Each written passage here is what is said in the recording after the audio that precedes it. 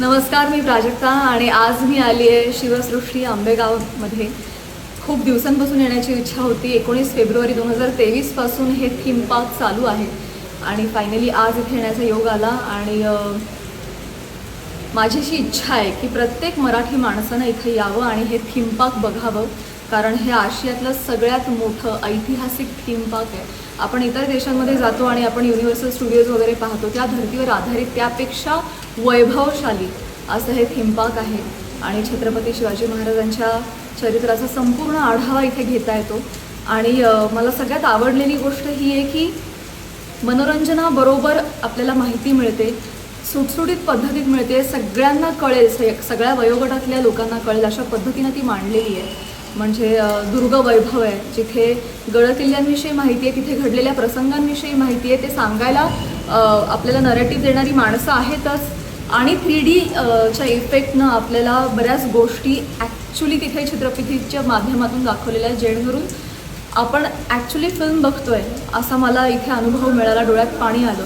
त्याचबरोबर इथं लायब्ररी आहे, त्याचबरोबर इथं शस्त्रागार आहे, खरी शस्त्र इथे तुम्हाला पाहण्यासाठी आहेत. महाराजांविषयी तर संपूर्ण माहिती आहेच आहेत, पण महाराजांच्या दुश्मनांविषयी पण सबंध माहिती इथे दिलेली आहे.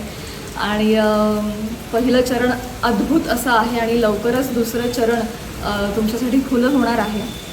मला तुम्हा सगळ्यांना कळकळीची विनंती करायची आहे की आत्ता हे सगळं ही शिवसृष्टी पाहण्याकरता 2.5 ते 3 तास लागतात.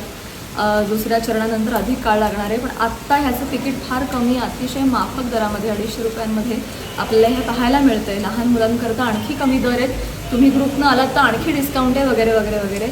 दुसऱ्या चरणामध्ये मात्र हे तिकीट दर वाढणार आहे, कारण त्याचा आवाका वाढत जाणार आहे. 20 जूनला शिवराज्याभिषेक दिनानिमित्त विशेष ऑफर आहे, 1 तिकिटावर 1 तिकीट फ्री असणार आहे. तर सगळ्यांना विनंती की या सगळ्या गोष्टींचा तुम्ही उपयोग करून घ्या. हे तिकीट जे आहे ते वर्षभर तुम्ही उपयोगात आणू शकणार आहात. तुम्ही इथे आल्यानंतर तुम्हाला अधिक माहिती मिळेलच. इंस्टाग्राम पेज आहे यांचं शिवसृष्टी.पुणे, ते फॉलो करा, त्याच्यावर अधिक माहिती तुम्हाला मिळेल. आणि मला असं वाटतं, फार आतून असं वाटतं की आपल्याला चित्रपटांमधून, पुस्तकांच्या माध्यमातून आपल्याला महाराजांविषयी माहिती मिळतेच, पण सबंध माहिती एकाच ठिकाणी आणि इतकं छान आर्किटेक्ट इथे झालेलं आहे की ॲक्च्युली तुम्हाला असं वाटतं की तुम्ही शिवकाळात आहात आणि त्या वास्तूमध्ये उभे आहात. तर इथं येऊन हे पाहणं it is a must thing. त्यामुळे लवकरात लवकर शिवसृष्टी आंबेगाव पुणेला भेट द्या. धन्यवाद.